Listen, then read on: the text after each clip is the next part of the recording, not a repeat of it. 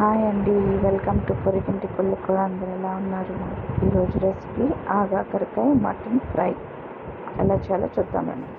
ఈ ఆగాకరకాయ మటన్ ఫ్రైకి కావాల్సినవి ఆగాకరకాయలు, మటన్ అండి. నేను మటన్ ఒక పావు కిలో మీద కొంచెం ఒక 300 గ్రామ్స్ తీసుకున్నాను. కొంచెం సాఫ్ట్గా ఉండే పీసెస్ ఇవి. ఫస్ట్ మనం బాయిల్ చేసుకోవాలి. అల్లం వెల్లిపాయ పేస్టు, ఉప్పు కారం పసుపు వేసి, తర్వాత ఈ ఆగాకరకాయలని నేను హాఫ్ చేశాను. ఒక్కొక్క కాయని హాఫ్ చేశాను. ఇవి మనం అది బాయిల్ చేసిన తర్వాత అవి ఇవి కలిపి మనం ఫ్రై చేయాలన్నమాట. ఈ ఆగాకరకాయలు నేను లాస్ట్ ఇయర్ కొన్నానండి. అంటే లాస్ట్ ఇయర్ సీజన్లో కొని ఇప్పుడు వండుతున్నాను అని అనుకుంటున్నారేమో. నేను అన్సీజన్లో, ఇవి సీజనల్ కదా, అన్సీజన్లో మనం తినాలి అనిపించినప్పుడు మనకు అప్పుడు దొరకవు. అందుకని నేను కొంచెం రేట్ తక్కువ, సామాన్యంగా ఇవి చాలా రేట్ ఎక్కువ ఉంటాయి.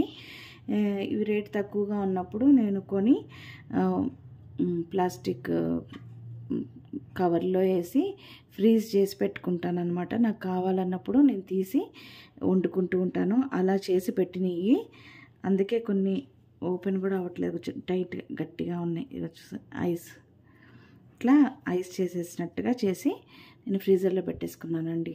అట్లా మనం పెట్టుకుంటే కొన్ని కాయగూరలు మనకి అన్సీజన్లో తినప్పుడు వండుకొని తినచ్చు అనమాట. ఇప్పుడు నెక్స్ట్ ప్రాసెస్లోకి వెళ్దాం రండి. ఇప్పుడు కుక్కర్లో ఈ మటన్ అనేది వేసేసాను. దీంట్లో కొంచెం అల్లం వెల్లిపాయ పేస్ట్ వేస్తాను. కొంచెం అల్లం వెల్లిపాయ పేస్ట్,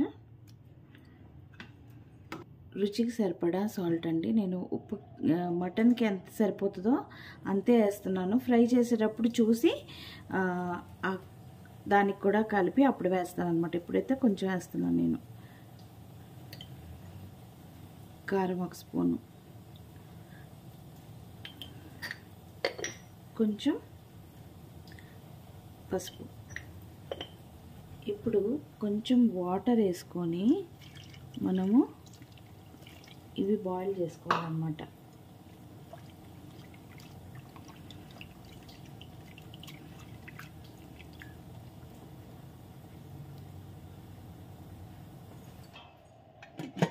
ఇప్పుడు కుక్కర్ మూత పెట్టి ఒక 4 విజిల్స్ రానివ్వాలండి. స్టవ్ వెలిగించి ఇప్పుడు మనం 4 విజిల్స్ రానిద్దాం. 4 విజిల్స్ అంటే ముక్క సాఫ్ట్గా ఉడుకుతుంది అనమాట. అందుకని 4 విజిల్స్ రానిచ్చిన తర్వాత స్టవ్ ఆఫ్ చేసేసుకుందాం.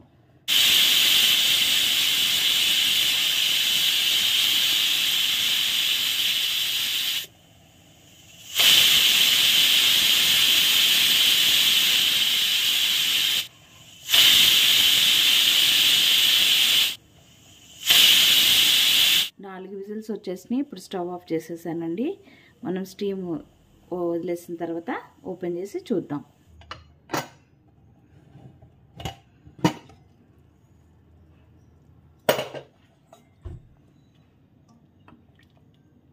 మటన్ బాగా ఉడికిందండి.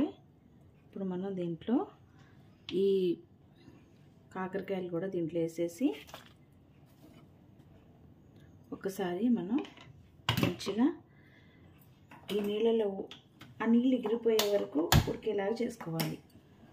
ఈ నీళ్ళు ఎగిరిపోయే వరకు ఇవి తిప్పి తిప్పి మనం చేసేసుకున్నాం అనుకోండి, ఈ బాయిల్ అయిపోతాయి అన్నమాట. హాఫ్ బాయిల్ అయిపోతాయి. అప్పుడు మనం ఫ్రైయింగ్ ప్యాన్లో వేసేసి ఫ్రై చేసుకోవచ్చు. కూర చాలా టేస్టీగా ఉంటుందండి. ఎందుకంటే సీజనల్ ఎప్పుడు కూడా చాలా టేస్టీగా ఉంటాయి. మనకి ఆ సీజన్లో తప్పితే మళ్ళీ మనకి దొరకవు. కానీ మనం ఇట్లా స్టోర్ చేసి పెట్టుకుంటే అన్ సీజన్లో కూడా చక్కగా తినచ్చు అనమాట.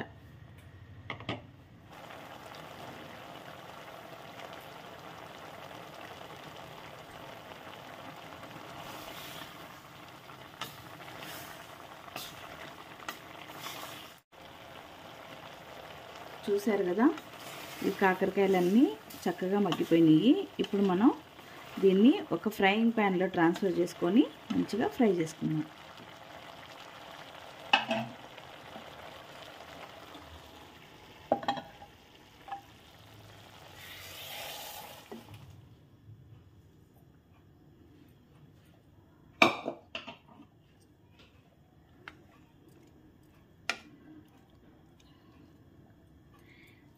ఇప్పుడు దీంట్లో మనము ఇందాక మటన్కి సరిపడా మాత్రమే ఉప్పు వేసుకున్నాం కదా. ఇప్పుడు కొంచెం ఈ ముక్కలకి కూడా పట్టేటట్టుగా కొంచెం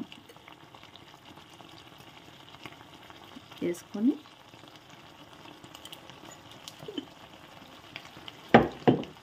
ఇందులోనే కొంచెం ఆయిల్ కూడా, ఒక మటన్ కాబట్టి కొంచెం నూనె ఎక్కువ వేసుకుంటే, ఫ్రై కాబట్టి వేసుకుంటే బాగుంటుంది అన్నమాట. నేనైతే చూసి వేసుకోవచ్చు మళ్ళీ మనం.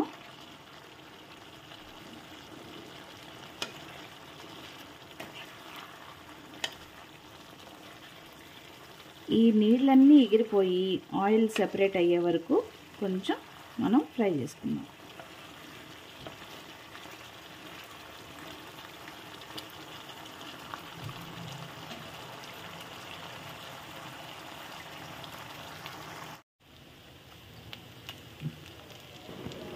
చూసారా, తడంతా ఎవాపరేట్ అయిపోయి మంచిగా నూనె అంతా సపరేట్ అయ్యి మంచి ఫ్రై అయింది. అంటే ఇంతవరకు ఓకే. కొంచెం ఇంకా మాకు క్రిస్పీగా కావాలి అనుకుంటే మనం సిమ్లో పెట్టి ఇంకొంచెం ఫ్రై చేసుకోవచ్చు.